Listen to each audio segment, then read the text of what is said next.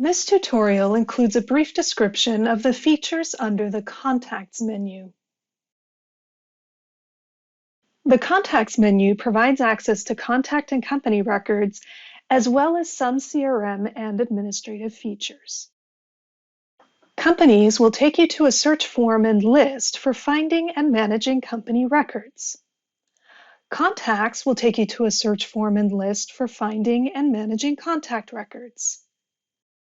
Contact Groups will load a list with filter options for finding and managing contact groups. The internal roster opens a list of all internal contact records.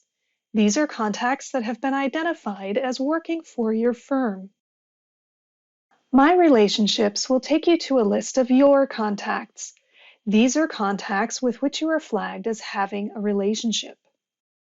Find Duplicates will open an administrative tool for finding and merging duplicate contact or company records. Recently Viewed displays the last 3 contact or company records you have visited. If you have any questions about any part of this tutorial series, you can contact our support team for more information.